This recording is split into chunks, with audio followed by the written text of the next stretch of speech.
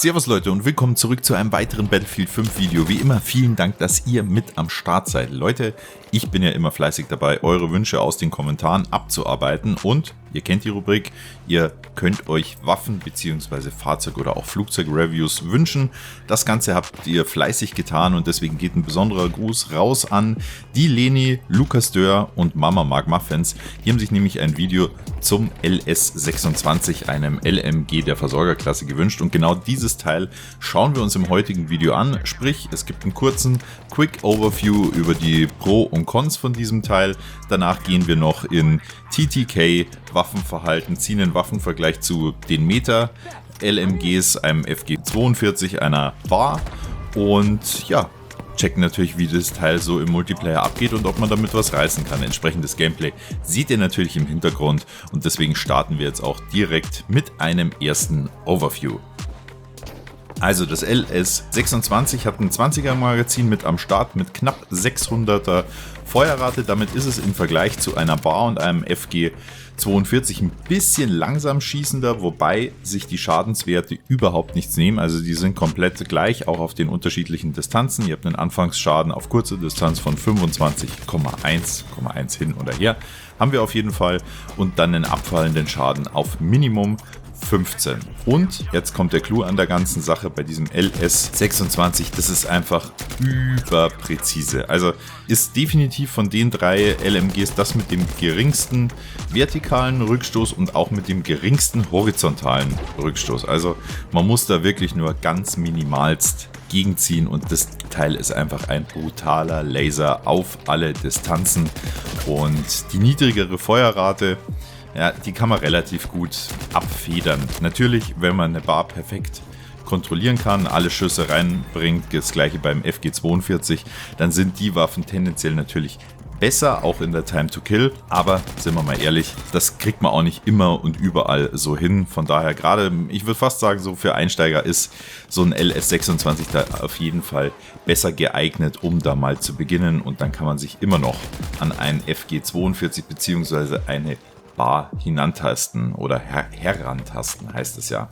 Das gleiche sehen wir auch bei der Damage over Distance Kurve. Ihr seht, ist bei diesen drei LMGs komplett gleich, gibt es überhaupt keinen Unterschied. Bullets to kill, also wie viele Kugeln braucht ihr, um den Gegner zu erledigen auf die entsprechende Distanz, ist auch komplett gleich und dann kommen wir eben zur Time to Kill und da kommt jetzt einfach in der Grafik das gleiche zum Tragen, was ich schon angeschnitten hatte. Natürlich dadurch, dass das LS26 eine bisschen geringere Feuerrate hat, bei gleichen Schadenswerten hat man eine leicht höhere TTK und die Bar ist natürlich die schnellst tötendste, aber halt immer unter der Berücksichtigung, dass natürlich dafür auch alle Kugeln reingehen müssen. Das ist einfach so. Gut, kann ich die Waffe empfehlen? Definitiv. Auf jeden Fall mal ausprobieren. Für mich ist es auch eine komplett unterschätzte Waffe, weil die sieht man nahezu nicht. Ja, also weiß ich nicht, wann ich mal von einem LS26 geholt wurde. Ich verstehe eigentlich gar nicht warum, weil das Teil macht richtig Bock. Also ihr habt auch unterschiedliche Spezialisierungswege da, die ihr wählen könnt. Ich habe das Ding unter anderem auch einfach nur zwecks Spaß auf Hüftfeuer geskillt mal ausprobiert. Und ja, auch damit kannst du absolut durchrasieren und es macht einfach richtig Laune. Jetzt schauen wir uns das Rückstoßmuster nochmal an. Also natürlich ohne Visier gehen die Kugeln überall hin und wenn man das Ganze jetzt aber gegenzieht, dann merkt ihr schon, dass der Kreis, wo die Kugeln einschlagen, relativ kleiner wird und der Rückstoß horizontal geht fast straight up.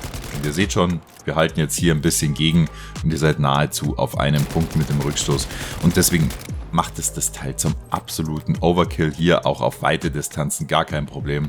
Wird weggelasert und ihr könnt mit dem Ding richtig Spaß haben. Da bin ich mir absolut sicher. Ich zeige euch jetzt in dem Video noch natürlich weiteres Gameplay ist am Start, ist klar. Plus die Spezialisierungswege. Ihr bekommt auch nochmal Gameplay zu beiden Varianten. Das heißt einmal Hüftfeuer-Skills und natürlich den totalen Distanzbomber, die totale Distanzmaschine mit allen Präzisions-Upgrades. Und was soll ich sagen, Leute? probiert das Ding mal aus, packt mir gerne in die Kommentare, was haltet ihr von dem Teil, hat es euch gefallen, beziehungsweise nehmt ihr das jetzt vielleicht auch mal regelmäßig mit und nicht vergessen, wenn ihr nochmal einen Waffenwunsch habt für eine andere Spezialisierung beziehungsweise ein anderes Loadout, weil was ich mal durchchecken soll, dann packt mir auch das gerne in die Kommentare. Ich freue mich auf jeden Fall auf euer Feedback.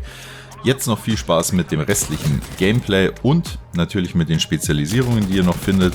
Des Weiteren alle anderen Chapters oder whatever ihr sucht, findet ihr in der Videobeschreibung. Genauso wie alle anderen Social Medias. Ich freue mich natürlich auch, wenn ihr das Projekt weiter unterstützt und ein Abo dalasst und natürlich auch einen Daumen nach oben. Livestreams findet ihr mittlerweile auf Twitch. Auch dieser Link ist in der Beschreibung. Am besten folgt doch einfach überall rein. Und dann sehen wir uns zum nächsten Video bzw. zum nächsten Livestream. Ich freue mich definitiv drauf. Haltet die Ohren steif und bis dann, euer A-Team.